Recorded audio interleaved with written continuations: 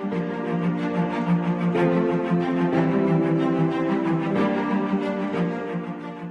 दोस्तों, नमस्कार। मैं आशीष त्रिपाठी आपके अपने YouTube channel global online classes में आप लोग का स्वागत करता हूं।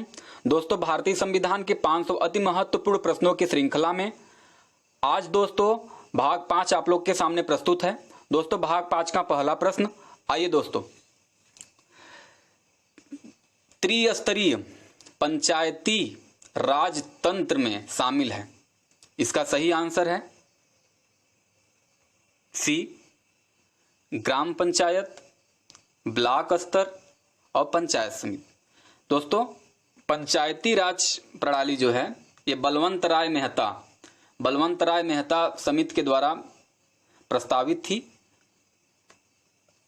ये बलवंत राय मेहता द्वारा ही समिति जो बनाई गई थी उसी के द्वारा यह प्रस्ताव जारी किया गया था और वही आज हमारे आपके बीच लागू है। दोस्तों, अब पंचायती राज का उल्लेख हुआ है तो पंचायती राज से संबंधित अनुच्छेद भी आप जान लीजिए। पंचायती राज का उल्लेख अनुच्छेद 243 में है और इसे संविधान में 73वें संविधान संशोधन के तहत जोड़ा गया। यह अनुसूची 11 में सम्मिलित है।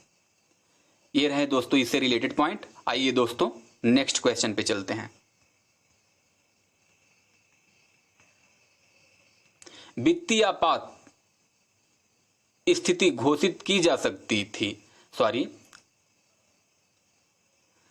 वित्तीय आपात स्थिति घोषित की जा सकती है। दोस्तों, इसका सही ऑप्शन होगा डी, अनुच्छेद 360 लागू करके। अनुच्छेद 360 के द्वारा ही वित्तीय आपात घोषित किया जाता है। दोस्तों, अभी तक हमारे देश में कभी वित्तीय आपात नहीं लागू हुआ है, ये जानते रहिए आप। नेक्स्ट क्वेश्चन,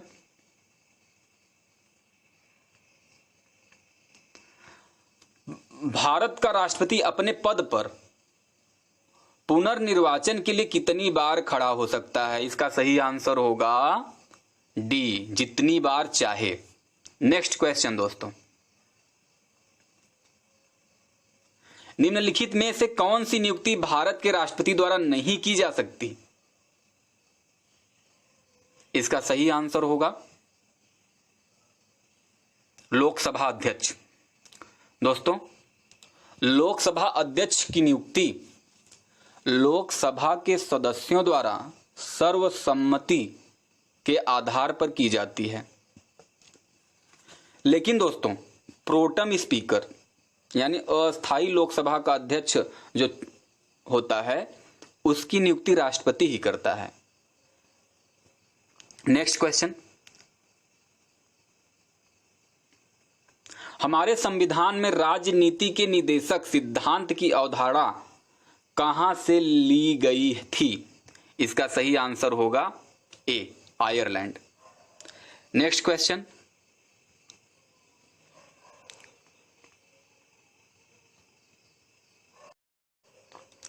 उच्चतम न्यायालय द्वारा कितने प्रकार की रीट जारी की जा सकती है? इसका सही आंसर होगा ए, 5 प्रकार की रीट जारी की जा सकती है। किस अनुच्छेद के तहत जारी की जाती है 5 प्रकार की रीट? अनुच्छेद 32 के तहत जारी की जा सकती है। अनुच्छेद 32 में जो 5 प्रकार की रीटें हैं जिसे उच्चतम न्यायालय जारी करता है वह बंदी प्रत्यक्षीकरण, परमादेश, प्रतिषेध, अधिकार परीक्षा, ये हैं 5 जो उच्चतम न्यायालय अनुच्छेद 32 के तहत जारी करता है और उच्च न्यायालय 226 के तहत। उच्च न्यायालय अनुच्छेद 226 के तहत यही रीट जारी करता है और उच्चतम न्यायालय जो है वो 32 के तहत जारी करता है। अब उच्चतम न्यायालय का जिक्र हुआ है तो उच्चतम न्यायालय के बारे में भी हम लोग जान लेते हैं। उच्चतम न्यायालय से संबंधित अनुच्छेद के बारे में जान लेते हैं। उच्चतम न्यायालय का उल्लेख अनुच्छेद 124 में है। नेक्स्ट क्वेश्चन,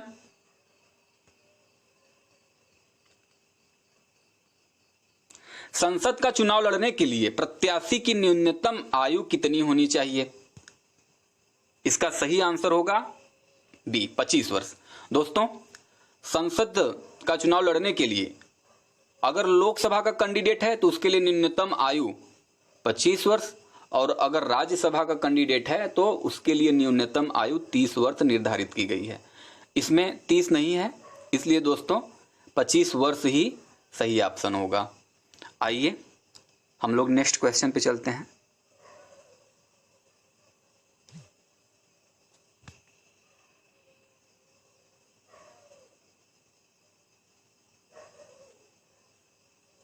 भारतीय संविधान की उद्देशिका में परिवर्तन किस संशोधन अधिनियम से किए गए थे?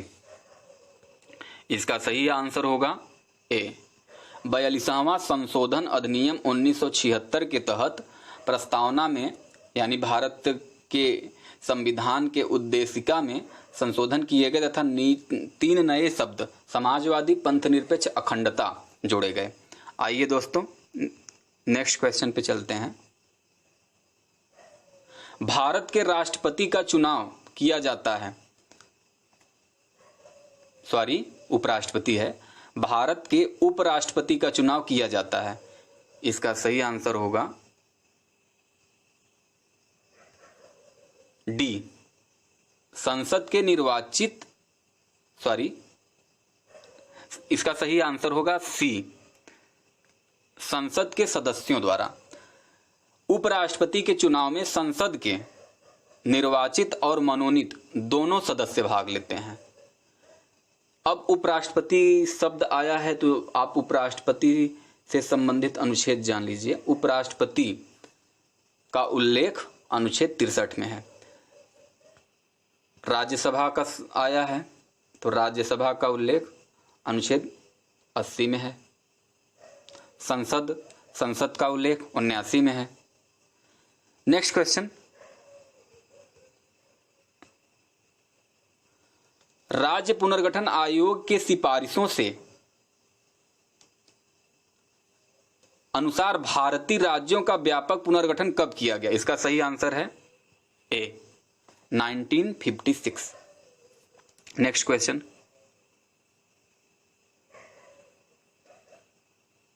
हमारे संविधान में आर्थिक आयोजन शामिल है। इसका सही आंसर होगा ए, माफ करिएगा, इसका सही आंसर होगा सी समवर्ती सूची में।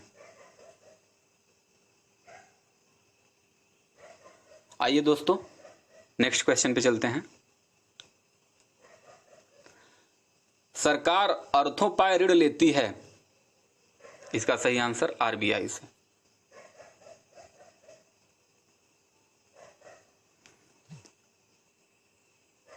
स्वतंत्र भारत में पहली गैर कांग्रेस सरकार किस राज्य में बनी?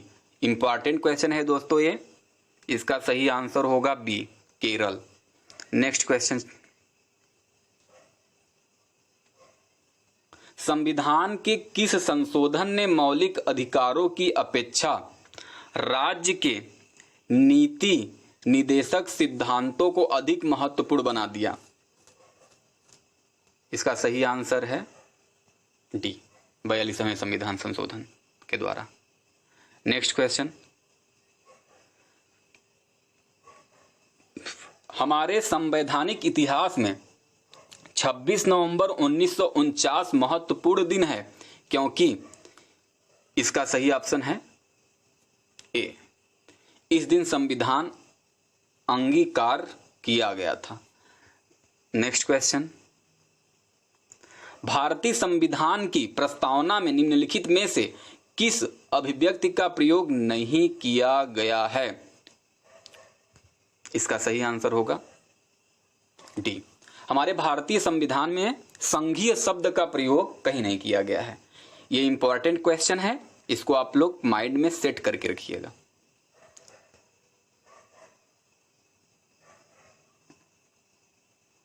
निम्नलिखित में से कौन 2 बार भारत के राष्ट्रपति चुना गया था?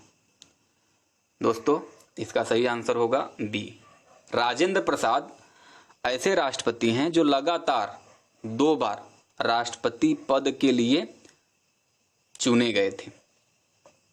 नेक्स्ट क्वेश्चन, राज्यसभा का सदस्य बनने के लिए उम्मीदवार की न्यूनतम आयु होनी चाहिए। इसका सही आंसर होगा सी 30 वर्ष। दोस्तों राज्यसभा शब्द आ गया है तो जान लीजिए राज्यसभा का उल्लेख अनुच्छेद 80 में है। नेक्स्ट क्वेश्चन, संघ की संसद में शामिल है। दोस्तों ऑप्शन देख रहे हैं आपके सामने है, इसका सही आंसर होगा डी, उपरोक्त सभी। संघ की संसद में भारत का राष्ट्रपति, राज्यसभा, लोकसभा तीनों शामिल है। भारत के राष्ट्रपति का उल्लेख आपको ऊपर बता चुके हैं 52, राज्यसभा 80, लोकसभा 81, ये इनसे रिलेटेड अनुच्छेद है। नेक्स्ट क्वेश्चन, लोकसभा के निर्वाचित सदस्यों की अधिकतम संख्या है। दोस्तों पहले 552 थी, लेकिन वर्तमान समय में 550 हो गई है। 2 सदस्य घटे कैसे हैं? पहले 2 सदस्य जो हैं वो आंग्ल भारतीय हुआ करते थे, लेकिन अभी हाल ही में 126वां संशोधन हुआ है, जिसके तहत भारत में भारतीय संसद में जो 2 आंग्ल भारतीय मनोनीत होते थे राष्ट्रपति द्वारा, उसकी व्यवस्था समाप्त कर दी गई है। दोस्तों पार्ट 5 समाप्त हुआ। दोस्तों आप लोग इस वीडियो को ध्यान से देखिए। इस वीडियो में अच्छे अच्छे क्वेश्चन का कलेक्शन किया गया है। क्वेश्चन का कलेक्शन करते समय क्वेश्चन की प्रामाणिकता पर पूरी तरह से ध्यान दिया जाता है। कई किताबों से प्रश्न की प्रामाणिकता को परखा जाता है, तब आप लोग के सामने प्रस्तुत किया जाता है। दोस्तों यह प्रश्न जो इस वीडियो में शामिल किया गया है सभी एक दिवसीय परीक्षाओं में आप लोग के लिए उपयोगी होगा। दोस्तों अधिकतम एक दिवसीय परीक्षाओं में पॉलिटिक्स के 5 से 7 क्वेश्चन रहते हैं दोस्तों, जो आपको अधिक से अधिक इसी सीरीज से मिल जाएंगे दोस्तों। इसलिए दोस्तों आप हर पार्ट को ध्यान से देखिए।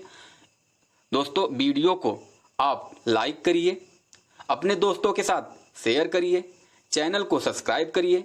यदि वीडियो से रिलेटेड किसी भी क्वेश्चन में आपको कोई भी प्रॉब्लम हो तो आप कमेंट के माध्यम से कमेंट बॉक्स में कमेंट करिए। दोस्तों आज के लिए इतना ही। पार्ट 6 में हम लोग फिर मिलेंगे। Thank you.